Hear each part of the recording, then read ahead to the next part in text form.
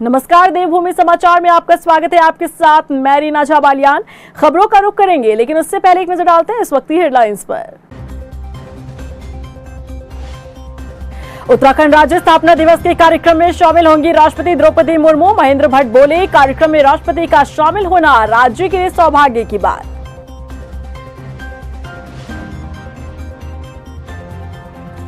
सरकार संगठन में दिखी तालमेल की कमी, अपने ही फैसले पर धामी सरकार ले सकती है यू टर्न। खर्चा बचाने की थी कोशिश, संगठन ने फेरा पानी।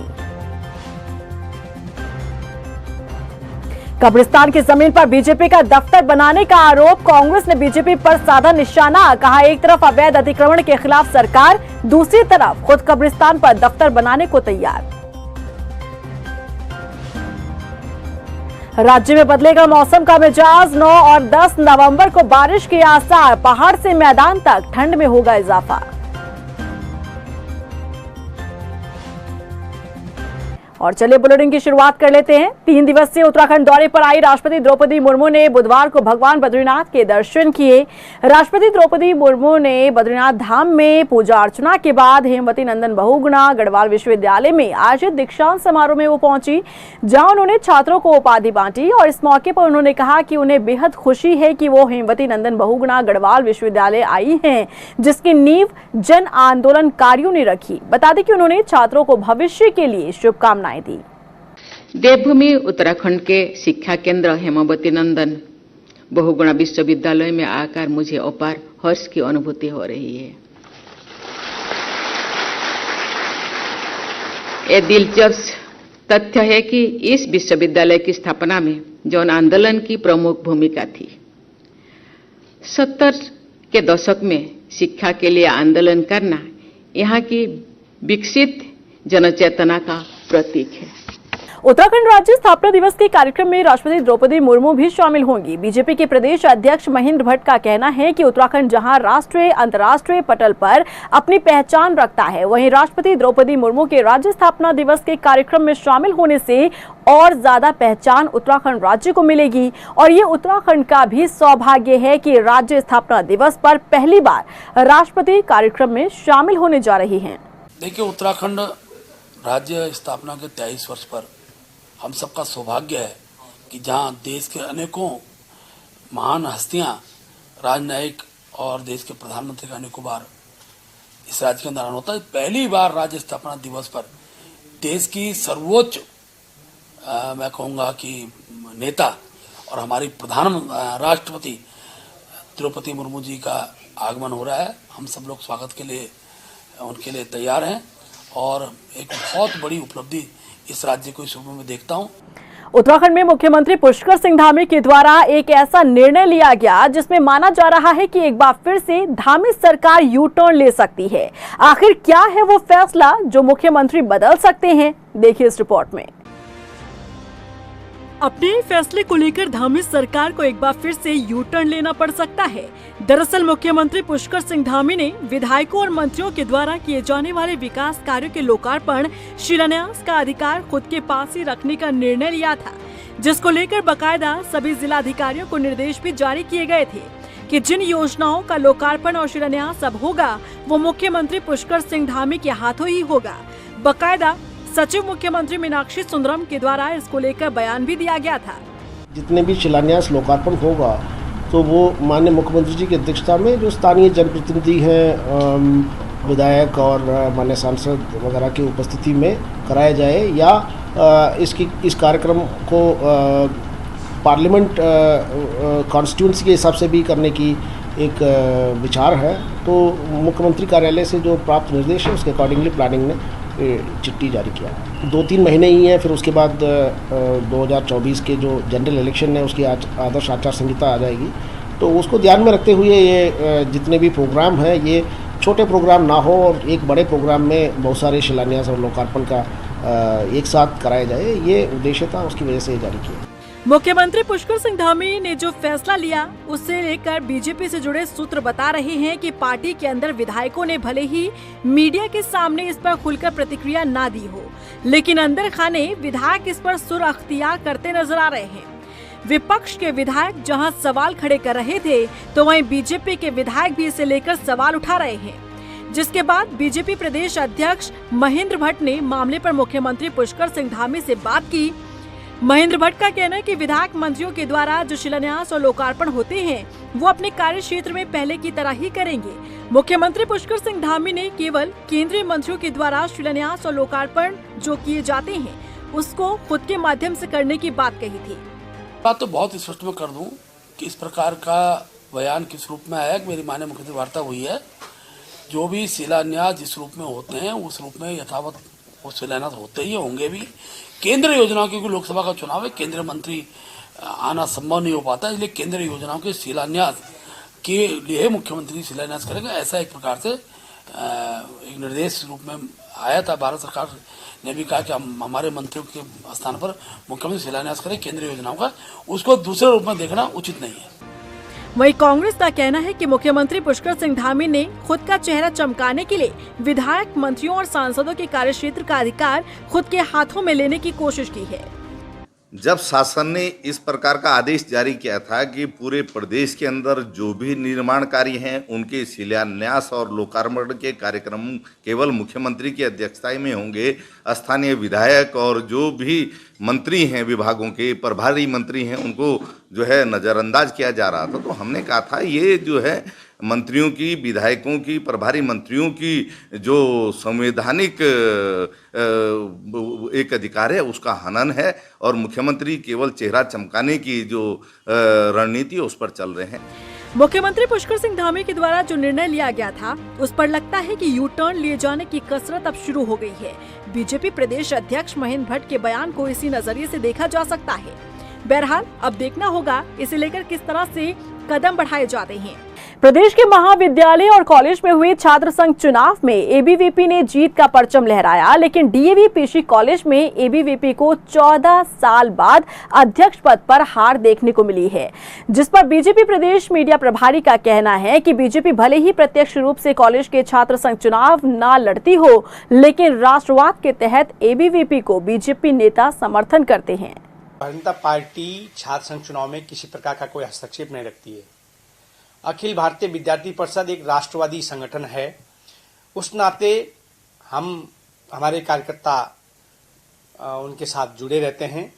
लेकिन पूरे प्रदेश के अंदर जो सभी युवाओं ने, क्योंकि आज का युवा आदरणीय नरेंद्र भाई मोदी जी के साथ जुड़ा हुआ है, आदरणीय हमारे मुख्यमंत्री पुष्कर सिंह धामी जी जिस प्रकार से युवाओं के लिए अलग से बिल्कुल बहुत से कार्य उनके द्वारा किए गए हैं।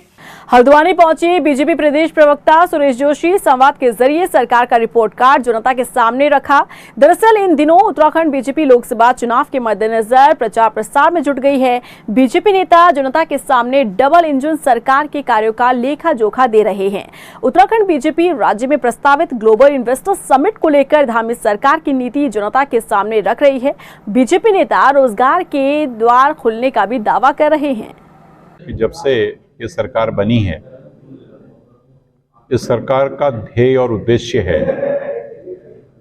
कि आत्मनिर्भर उत्तराखंड बने, और इसके लिए एक युवा मुख्यमंत्री ने संकल्प लिया है कि मैं इस प्रदेश के युवाओं को, चाहे सरकारी क्षेत्र हो, चाहे प्राइवेट क्षेत्र हो, चाहे सेल्फ रोजगार का क्षेत्र हो, सबको काम दूं। और उसके लिए मुख्यमंत्री जी सतत रात दिन प्रयास कर रहे हैं, चाहे इन्वेस्टर्स को लाने की बात हो, चाहे विभागों में रिक्त पद हो, चाहे सिडकुल के अंदर प्राइवेट फैक्ट्रीज में रोजगार देने की बात हो, उस काम पे वो बहुत तत्परता से लगे हैं। एक तरफ जहां सरकार मजार मदरसों पर बुलडोजर चला रही है, तो वहीं दूसरी तरफ कब्रिस्तान की भूमि पर ही बीजेपी अपना जिले का दफ्तर बनाने की तैयारी कर रही है। कोटद्वार में बीजेपी कार्यालय के भूमि पूजन से पहले ही चिन्हित भूमि को लेकर सवाल खड़े होने लगे हैं। देखिए रिपोर्ट। एक तरफ अवैध अतिक्रमण पर सरकार एक्शन मोड में है, तो वहीं दूसरी तरफ कोटद्वार में बनने वाला बीजेपी जिला कार्यालय को लेकर कांग्रेस ने सवाल खड़े कर दिए हैं। कांग्रेस ने कहा है कि कब्रिस्तान के नाम पर दर्ज भूमि पर बीजेपी का कार्यालय स्थापित होने जा रहा है।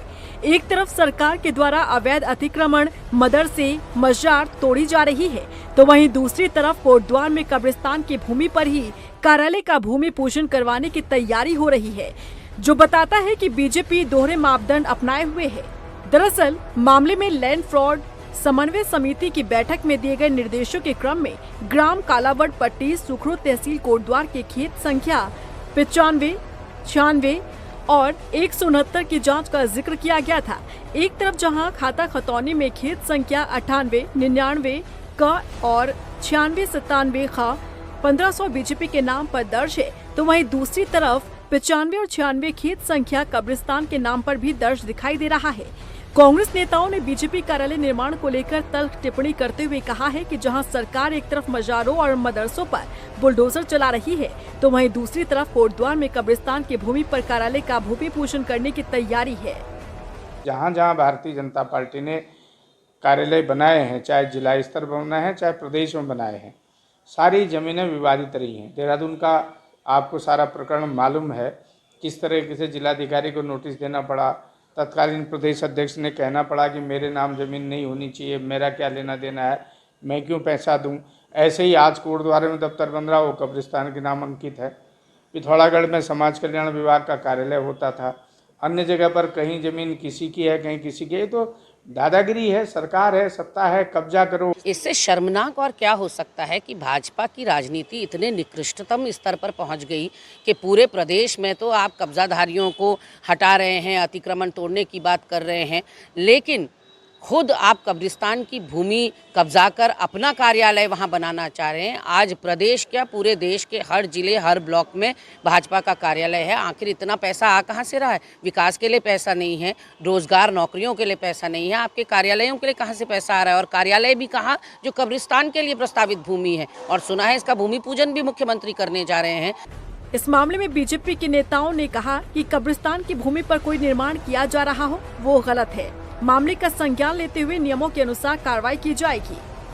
वहीं बीजेपी के मीडिया इंचार्ज मनवीर चौहान ने कहा कि बीजेपी नियम और कानून से चलने वाली पार्टी है, यदि ऐसा है तो इसका परीक्षण कराया जाएगा। पार्टी हमेशा पारदर्शिता को पसंद करती है और इस प्रकार का कोई भी मामला अगर संज्ञान में आया, मेरे संज्ञान में अभी मामला है नहीं, अगर कुछ भी होगा तो भारतीय जनता पार्टी कभी भी ऐसा कोई काम नहीं करती है जो जिसको किसी को उससे आपत्ति हो।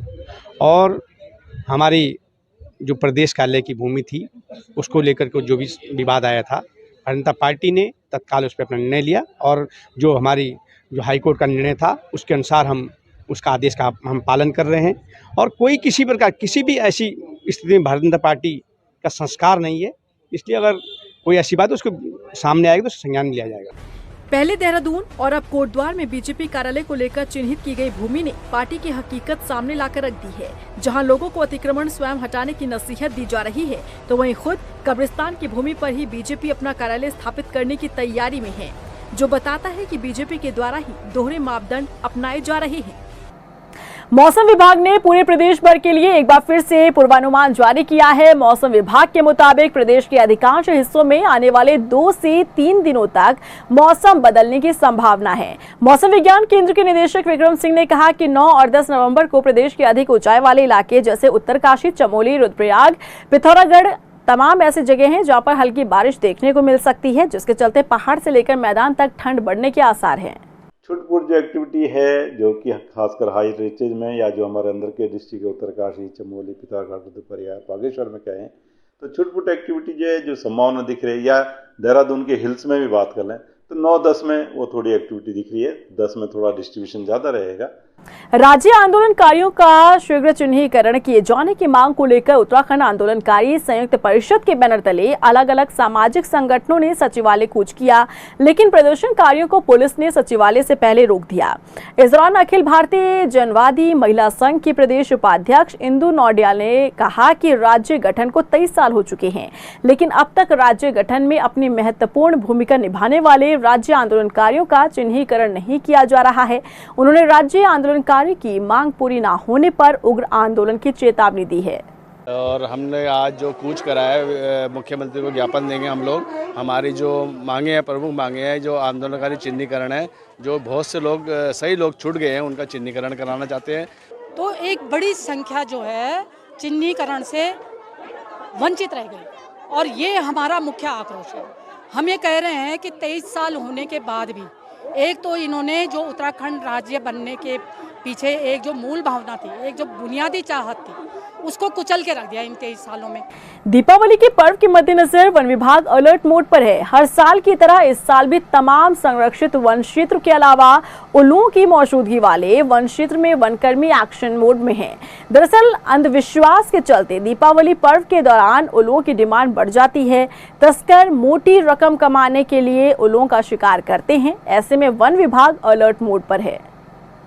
देखिए, ये जो इस क्षेत्र में दिवाली पे जनरली ये देखा गया है, और कुछ परंपराएं टाइप की भी इस तरह की हैं कि उल्लू को जो है मारा जाता है। उल्लू जो है वो शेड्यूल एनिमल है वाइल्ड लाइफ प्रोटेक्शन एक्ट में, और जिसका संरक्षण अति आवश्यक है।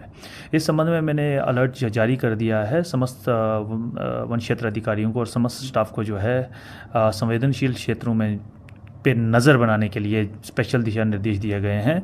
उधर लक्सर में ग्रामीणों ने प्रशासन के खिलाफ प्रदर्शन किया। दरअसल शेखपुरी गांव में पेयजल विभाग ने ओवरहेड टैंक बनाया है। बुधवार को विद्युत विभाग ओवरहेड टैंक तक बिजली की लाइन बिछाने के लिए गांव में पहुंचा था। इस विद्युत लाइन को ग्रामीणों की छत के करीब से ले जाया जा रहा है। इससे ग्रामीण जानमाल के खतरे के डर से विरोध कर रहे हैं। बता दें कि ग्रामीणों ने अधिकारियों पर भेदभाव करने का आरोप लगाया है। वहीं विद्युत विभाग के एसडीओ ने बताया कि विभाग पहले से ही यहां पर जा रही बिजली की लाइन में एक और केबल डाल रहा है।